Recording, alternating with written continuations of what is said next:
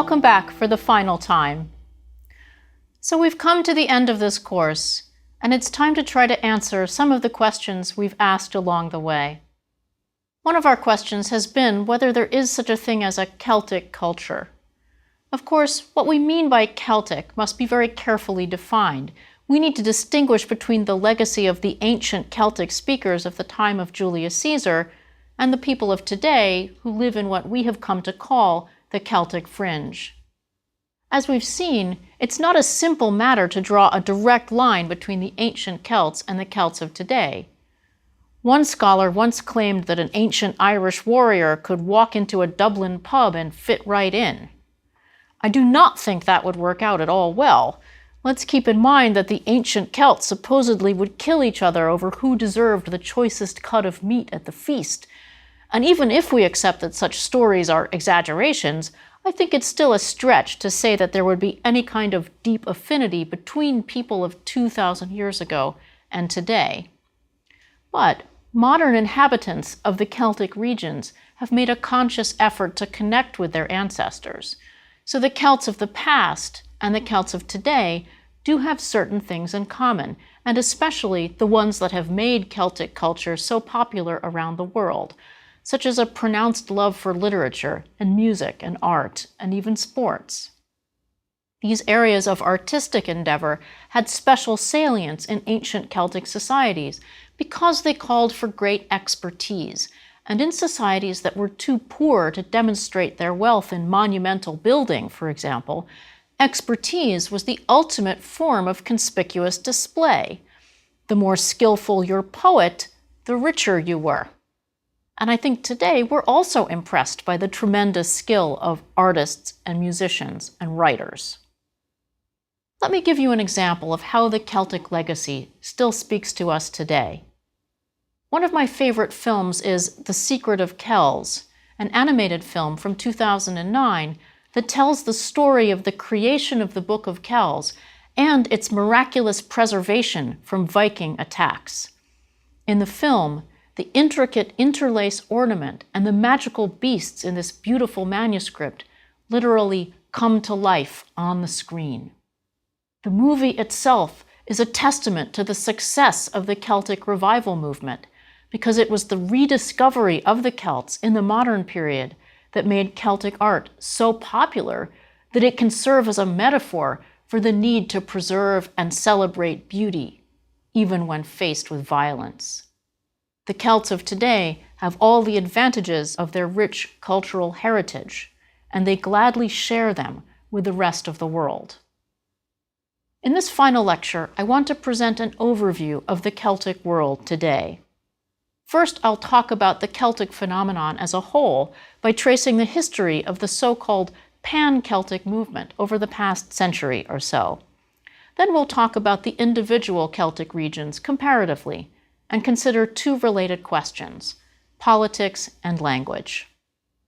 Questions of Celtic identity are still salient in political debates today, including the movements for regional autonomy in Brittany and Galicia, the ongoing political struggle in Northern Ireland, and the debate over Scottish independence. We will see that questions regarding language and political autonomy, or even independence, play out differently in these areas depending on a variety of factors. There is no single Celtic response to these issues. First, let's look at the pan-Celtic movement. The origins of the pan-Celtic movement date to the late 19th century, at the same time as the Gaelic revival in Ireland. And like the Gaelic revival, pan-Celticism was part of the wider European Romantic nationalist current that included movements such as pan-Slavism.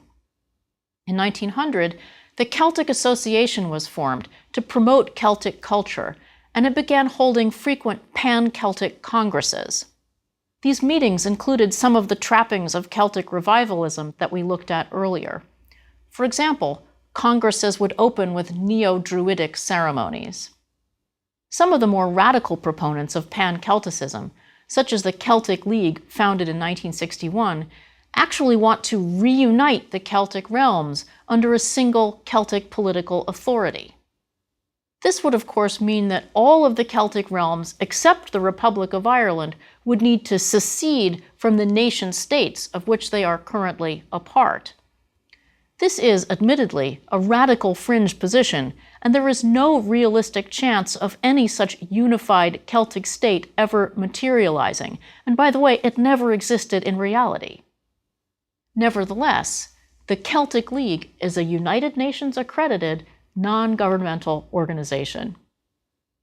One of the political undercurrents of pan-Celticism is resistance to an imperial authority, whether it be in London, Paris, or Madrid. Modern pan-Celticists thus draw an analogy between the resistance to Rome by the ancient Celts and their own resistance to centralizing authority today. Such an analogy is full of problems, of course, as all analogies are, but this is a clear case where pan-Celticists have found a usable past. But over the past century or so, the pan-Celtic movement has faced a serious issue, defining what Celtic means. The number of areas that claim Celtic associations is constantly expanding. The first Pan-Celtic Congress included just 5 Celtic realms: Ireland, Brittany, Wales, Scotland, and the Isle of Man. Not until 1904 did Cornwall manage to claw its way into the linguistically minded Congress. It faced opposition at first because of the moribund status of the Cornish language. And Galicia has never made it into the Celtic Congress, because there really is no viable Galician Celtic language. The relationship between Galicia and the more politically oriented Celtic League is even more contentious. In 1986, Galicia did manage to gain entry to the Celtic League, but this proved extremely controversial due to the linguistic issue, and the following year, Galicia was ejected from the Celtic League. To this day, Galicia receives no representation in the Celtic League's constitution and does not appear on the map of the Celtic realms on the Celtic League's homepage, although the Celtic League does include Spanish as one of its languages, along with English and French and the Celtic languages of the 6 official Celtic countries. This does not stop Galicia from behaving like a wannabe Celtic nation.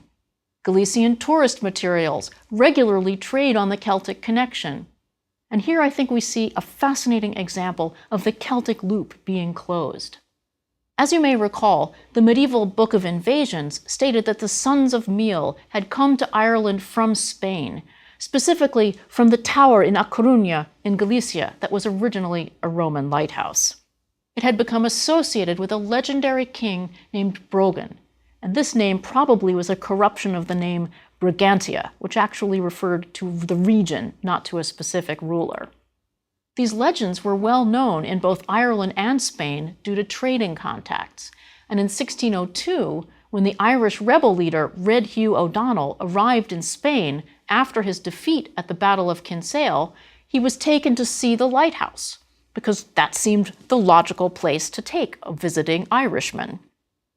This connection between Ireland and Spain has been highlighted recently by the local Galician authorities, who have erected several Celtic-themed monuments, including a statue of King Brogan, which is very popular with tourists today, and, very tellingly, a compass rose mosaic of the 7 Celtic nations, including Galicia.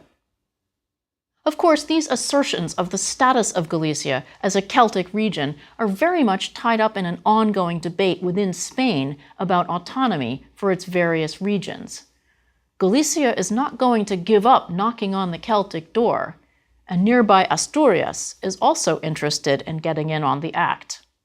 There is even a small movement to recognize Switzerland as a Celtic nation, since it was, of course, once inhabited by Celtic speakers. One of my favorite manifestations of this movement is the Swiss folk metal band Helveti, whose songs frequently deal with Celtic mythology, and the lyrics are often sung in a reconstructed form of ancient Gaulish. But it's fair to say that these issues of who is in and who is out of the Celtic club do not preoccupy the vast majority of people in the Celtic regions. Instead, the Celtic question comes up most frequently regarding debates over political autonomy and language policy. So now that we have given Galicia its curtain call, let's do a quick tour of the rest of the Celtic world. Let's start with the Isle of Man. The Isle of Man has been a cultural melting pot through the centuries and has changed hands numerous times. But since the 14th century, it has been ruled by England, though its status is a bit peculiar. The Isle of Man is not governed directly by the United Kingdom's Parliament. Instead, it has considerable autonomy for internal affairs, while defense and external matters are handled by the British government. Manx citizens even carry special passports that spell out their special status. There's a political party on the Isle of Man called the Liberal Vannin Party that argues for even greater legislative autonomy, but it has attracted only limited support. Since 1985, Manx has been one of the 2 official languages of the Isle of Man, even though in the 2011 census, only about 2% of the Manx population of 85,000 claim to be able to speak the Manx language. And Manx is officially recognized under the European Charter for Regional or Minority Languages. Road signs are bilingual throughout the island, and some broadcasting is available in Manx. All Manx children have the option to take Manx in school, though it is not required, and there is one Manx immersion school on the island. Still, Manx is considered to be critically endangered. Let's jump down now to the next largest of the Celtic regions, Cornwall. Cornwall participated in the 19th century Celtic revival, but by that point, the Cornish language had largely died out. To some Celtic activists, this state of affairs clearly needed to be remedied. Henry Jenner, a pivotal Cornish revivalist, said, "Why should Cornishmen learn Cornish? Because they are Cornishmen." And this mirrors what some Irish nationalists were saying about the Irish language at the same time, that Irish people should speak Irish. It just went without saying. But the marginal status of Cornwall and Cornish made it harder for the Cornish revival movement to get taken seriously by the larger Celtic powers, as evidenced by their difficulties with the Pan-Celtic Congress and the Celtic League. Then there were arguments among Cornish activists over the right way to spell Cornish, which certainly didn't help. But starting in the 1990s, things really got rolling. There are now bilingual street signs in Cornwall, just as there are on the Isle of Man. There is a bilingual Cornish-English daycare center where parents also take special classes in Cornish so that they can reinforce the Cornish that their kids are learning. BBC Cornwall broadcasts a certain amount of Cornish, and books are increasingly available in Cornish. You can actually buy The Hobbit in Cornish. In 2011, the British census recorded 557 people who claimed Cornish as their main language, and 3,000 people claimed to be fluent. UNESCO has changed the status of Cornish from extinct to revived, but they still consider it critically endangered, like Manx. It's interesting, isn't it, that we use the same vocabulary for languages that we do for endangered species, because there are in fact many similarities between models of languages and models of living things. With regard to politics, there is a small movement that favors autonomy for Cornwall, largely on the basis of the Celtic heritage of the Cornish people, but it does not enjoy widespread support. A petition was launched in 2011 to grant Cornwall parliamentary status as an official minority, but it received only 851 signatures, well short of the 100,000 required to trigger a debate. Efforts to create a devolved legislative assembly for Cornwall, on a par with the parliaments in Wales and Scotland, have gained little traction. However, Cornwall did enjoy a moment at the center of a national controversy in 2012. It concerned the Cornish pasty, a special hot pocket-style sandwich consisting of meat and potatoes inside a pastry crust. The pasty was traditionally taken down into the tin mines in Cornwall, and it is a cultural icon in Britain to this day. In 2012, the British government tried to impose a tax on prepared foods, and the opponents of the tax were able to block the new tax by calling it the pasty tax. This would have been the British equivalent of taxing hot dogs or apple pie, and the British were having none of it, so the tax was defeated. Of course, this example actually shows how integrated Cornish culture is into mainstream British culture. I'm going to jump across the sea now to another Brittonic country, Brittany, and I'm going to discuss it in a wider French context. The resonance of the Celts in France actually cuts in two directions. On the one hand, there is the legacy of the Gauls. This legacy has looked different at different points in French history. In the 19th century, the French were fascinated with all things Celtic. To take just one example, the otherwise rather obscure French poet Alexandre Soumet wrote a verse tragedy called Norma about a Druid priestess who falls in love with a Roman officer. In 1831, the poem was turned into an opera by Vincenzo Bellini that is still widely performed today. So for 19th century French people, the Celts gave them a connection to their mysterious past. But the Celts had a quite different resonance in the mid-20th century. During the Vichy period, some people saw the defeat of the Gauls as a prudent and beneficial concession to the march of progress. Thus, they argued, the French should surrender to the Germans and join in a new and better Europe. Of course, not everyone agreed. And in the post-war years, a quite different picture of the relationship between Rome and the Gauls emerged. In 1959, Astérix the Gaul, written by René Goscinny and illustrated by Albert Uderzo, tells the story of a Gaulish warrior who lives in the last village to hold out against Julius Caesar and the Romans. And the Romans are treated as buffoons, incapable of subduing this tiny Gaulish settlement. Of course, Astérix does have a magic potion prepared by his druid friend, which probably helps, but still, he symbolizes resistance to outside forces. And here the Romans clearly stand in for the Nazis. The series now numbers more than 30 books. Astérix contains many authentic touches that come right out of Julius Caesar's descriptions of the Gauls, such as the fondness of the Gauls for wine. In the stories, we see Roman wine amphorae all over the place. The Gaulish characters also all have names ending in "ix," like the real Gaulish chieftain Vercingetorix, even if many of the names constitute groan-worthy puns. So in these instances, the Gauls are used to help French people think about the relationship between France as a whole and its neighbors in the rest of Europe. But the Brittany question is quite different, because here, the unity of France is at stake. The ambivalence of the relationship between Brittany and the rest of France can be seen in a very famous French family, the de Gaulles. Charles de Gaulle the Elder, the uncle of the more famous French statesman, was a 19th century writer who became fascinated by the pan-Celtic movement. He learned Breton, and he wrote Breton language poetry. Fast forward to the 1960s, when President Charles de Gaulle enacted a number of measures to crack down on Breton separatism. In 1968, while on a visit to Brittany to try to smooth things over, he tried to trade on his uncle's literary reputation by declaiming one of his Breton poems.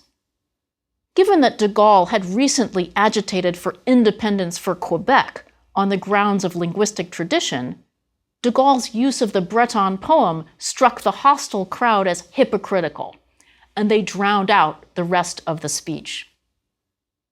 These days, Breton separatism is not very strong. Fewer than 20% of those polled in 2013 want Brittany to be independent, though many more than that would probably support greater autonomy from the central government. Breton identity is more tied up in Breton cultural traditions, such as the Celtic circles that dedicate themselves to the music, literature, language, and distinctive customs of Brittany, including the beautiful traditional lace headdresses that have undergone a recent revival. There are about 200 to 300 such Celtic circles in Brittany, as well as a few others around the world. The Breton language, unfortunately, has undergone a steep decline in recent years. In the early 20th century, there were about 2 million Breton speakers, but as of 2007, the number had shrunk to about 200,000, heavily concentrated in the western part of the Breton Peninsula. Although most other Celtic regions afford some protected status to their indigenous languages, Breton has no official support, and France has not so far ratified the European Charter for Regional or Minority Languages. There are some bilingual signs, but far fewer than in most other Celtic regions. There are private schools in Brittany that teach in Breton through immersion, reaching some 15,000 students, but it is illegal in France to use any other language besides French as the language of instruction in a public school. On a positive note, however, the Asterix comics have been translated into Breton. That said, there is no particular correlation between the level of survival of the Celtic languages and the level of separatist sentiment. Wales has by far the highest proportion of Celtic language speakers of any of the Celtic realms. The 2011 census showed 562,000 Welsh speakers, about 19% of the population. This is by far the largest number of speakers of any Celtic language anywhere. And this is certainly partly due to the strong support for Welsh in the schools. All Welsh students take Welsh in school until at least age 14, and about 16% of students go to Welsh medium schools. This is the highest percentage of students to be educated primarily in a Celtic language of any of the Celtic regions. In Ireland, where Irish is one of 2 official languages, the percentage of students learning primarily through Irish is only 6%. And bilingual street signs in Welsh and English have been standard throughout Wales since the 1970s. Nevertheless, the Welsh are markedly less separatist than the Irish or the Scots. The Welsh Nationalist Party, which is known as Plaid Cymru, or Children of Wales, has never managed to seize control of Welsh local politics the way the Scottish National Party has in Scotland. The Welsh were granted their own legislative assembly in 1998, since upgraded to a parliament, on a much narrower referendum vote than the Scots. Wales voted 50.3 in favor of devolution versus 49.7 against, in contrast to the Scots, who voted 74 to 26 in favor. Of course, in September 2014, Scotland held a second referendum, this time on independence, that ended in a convincing victory for the no vote. Since then, political observers have been carefully watching the polls for the impact of various events on support for independence, with the understanding that the Scottish National Party is just biding its time for a second referendum. At the same time that nationalist sentiment in Scotland has grown, support for the Gaelic language has risen as well, though the numbers are still tiny compared to Wales or Ireland. In 2016, there were nearly 4,000 students studying in Gaelic medium schools, and only about 10,000 were learning any Gaelic in school at all, a mere 1.6% of the country's student population. Although there are now Gaelic language broadcasts on both TV and radio, the amount of programming is still less than is available in Welsh or Irish. Bilingual street signs are seen in Scotland mostly in the Highlands and Islands, and even there they have sometimes caused controversy. So in Scotland, support for the indigenous Celtic language is not correlated with support for political autonomy, perhaps because the revival of Scottish identity in the 19th century focused on cultural features such as the tartan, rather than on the linguistic heritage of the early Celtic-speaking inhabitants. Of course, the situation is very different in Ireland. I mentioned that the Irish language played a very large part in the rise of Irish nationalism. Many nationalists, who never attained much fluency in Irish, nevertheless paid lip service, at the very least, to the desirability of reviving Irish. And in the early years of the Irish Free State in the 1920s, a serious effort was made to make Irish the everyday language of the people. The use of Irish as a mark of identity is controversial to this day. Today, enormous resources are poured into supporting the Irish language. Nevertheless, the number of active users of Irish stubbornly refuses to climb, despite the fact that the Irish language is compulsory for all Irish schoolchildren, and it's a mandatory subject in the Leaving Certificate exam, which is similar to the French baccalaureate or the German Abitur. The state broadcaster in Ireland, RTE, runs Irish-language channels in both radio and television, and of course, there are now many Irish-language websites. Irish is compulsory in the public service, since Irish citizens have the right to demand that they interact with the government through Irish. The major political parties in Ireland have periodically gotten into hot water if they seem to waver at all in their support for the Irish language, which is often seen as a measure of patriotism, despite the fact that many Irish politicians are not really all that competent in the language. In one particularly striking episode in 2014, it emerged that a junior minister named Joe McHugh was not a fluent speaker of Irish, despite the fact that he was being appointed to work in the Department of Arts, Heritage, and Gaeltacht Affairs. That is to say, he was going to be in charge of policy for the Gaeltachta, which refers to all the areas of Ireland that have officially been designated as Irish-speaking. The Gaeltacht is seen by many as a kind of repository of authentic Irishness, precisely because the language survives there.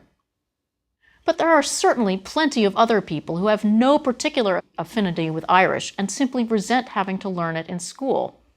My own experience of Irish language instruction in an Irish high school was not very encouraging. It was taught a lot like Latin, like a dead language rather than a living tongue. There have been some countervailing trends in recent years, however, with the growing popularity in Ireland of what are referred to as Irish medium schools. That is, schools where the primary language of instruction is Irish. Irish schools, or Gaelscoile, tend to attract very well-educated parents and produce very high-achieving students.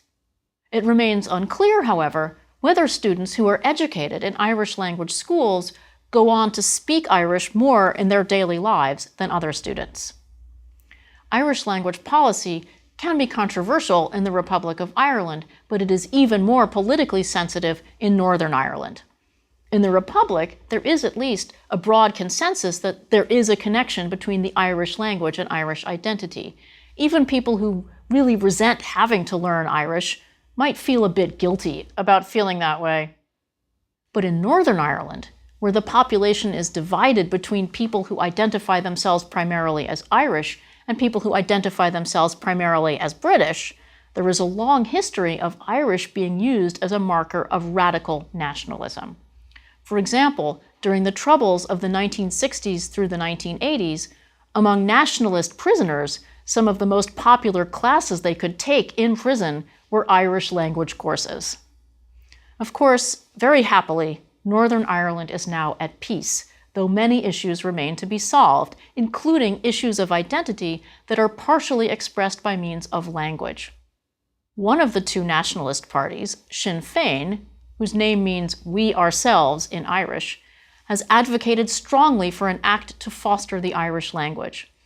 Their political opponents, called Unionists because they believe in supporting the union between Great Britain and Northern Ireland, are much less receptive to the Irish language, and in fact they fairly clearly believe that efforts by Sinn Féin to encourage more bilingual street signs are just part of an effort to make trouble.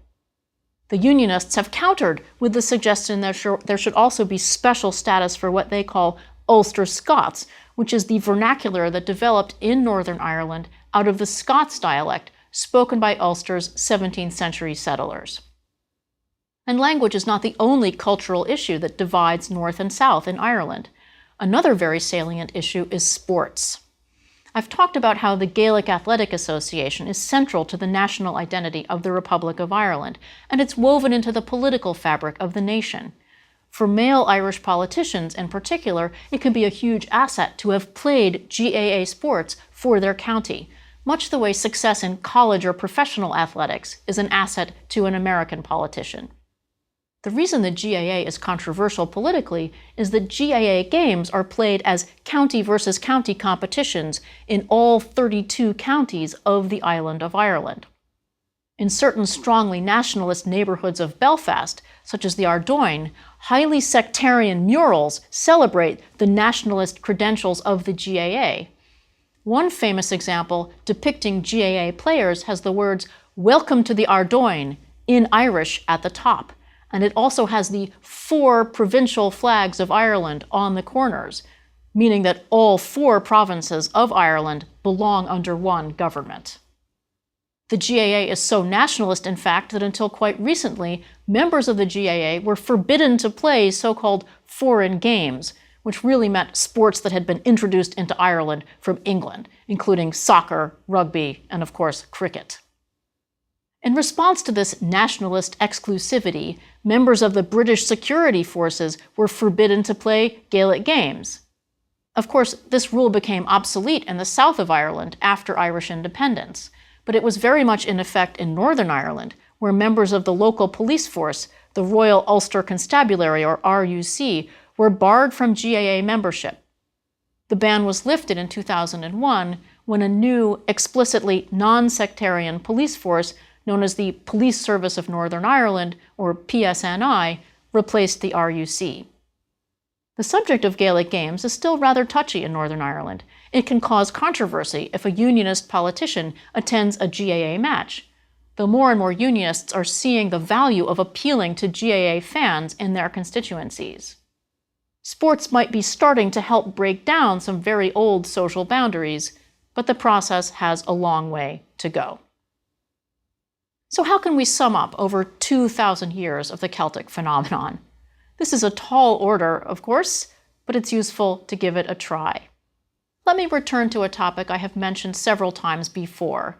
Who are the Celts, and specifically, what can modern DNA analysis tell us about their origins?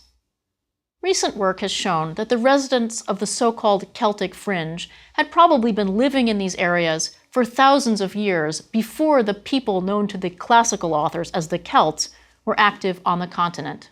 And there is no close link between these people and Central Europe, where the Celts arose. DNA can fairly conclusively refute the old Celtic hypothesis about a Celtic invasion of Britain and Ireland. Some scholars have suggested that since the people the Romans and the Greeks knew as the Celts are clearly not the same people as the residents of Ireland and Britain, it is now time to get rid of the word Celtic altogether. But I don't think this is the right approach. As we have seen, the word Celtic has many meanings. Even if there were no particular genetic connections between the Celts of the continent and the British Isles and Ireland, there were clearly many connections in art, language, and culture. People can share a culture and even a language without sharing DNA. And the same cultural fluidity that operated in the ancient world is even more prevalent today. Celtic culture is not the province of any one ethnic group. It is there to be embraced by anyone who was inspired by great art, literature, and music, and by the fascinating story of the relationship between peoples who were marginalized politically, but nevertheless had a disproportionate impact on world culture. Today, there are St. Patrick's Day parades, not just in almost every state in the USA and every country in Europe, but in China, Japan, and Singapore as well. And the World Pipe Band Championships held in Glasgow attract bagpipers from around the world. Whiskey, or Ishkebaha, the water of life, has never been more popular in both its Irish version with an E and its Scottish version without. But the Celts are about more than parades and bagpipes and whiskey. The Celtic story is also about the persistence of art and creativity in the face of adversity, and as such, I think it belongs to people of all backgrounds. The Celtic world is for everyone.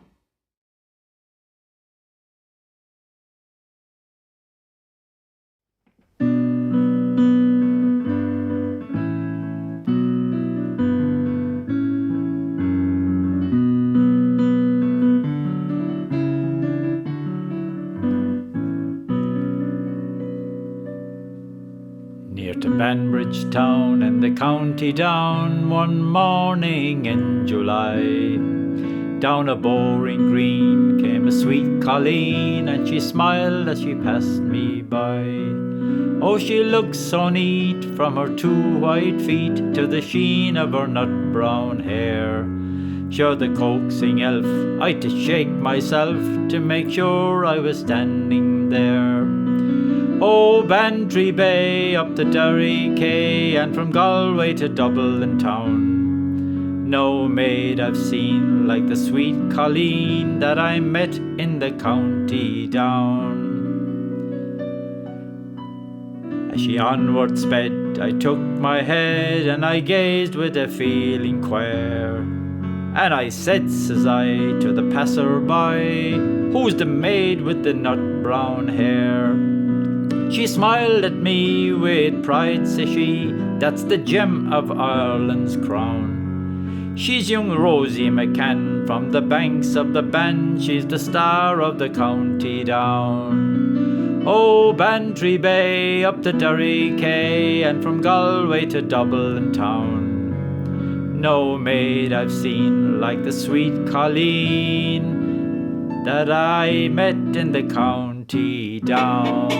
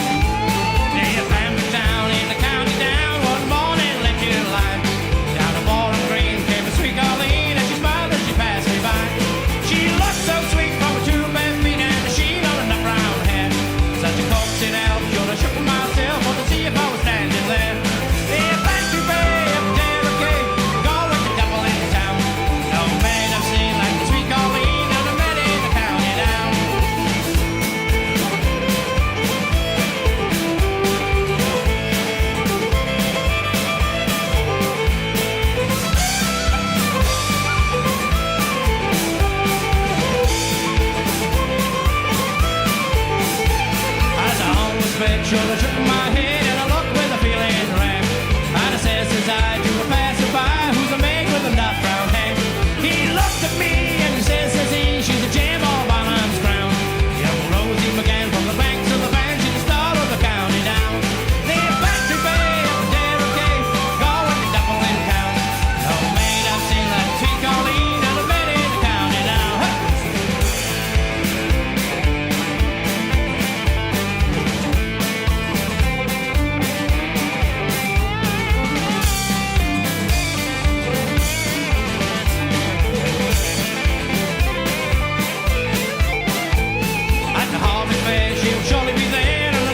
Sunday clothes, with my shoes shone bright and my hat cut right for a smile from the nut brown road. No pipe on smoke, no horse with yoke, till the mouth to the rutty brown. Still smiling bright by my home fireside, it's the start of the county Down. Near Bantry Bay up to Derry Quay, going to Dublin town. No maid I've seen like the sweet Colleen that I met in the county Down. Near Bantry Bay up to Derry Quay, going to Dublin town. No maid I've seen like the sweet Colleen that I met in the county Down.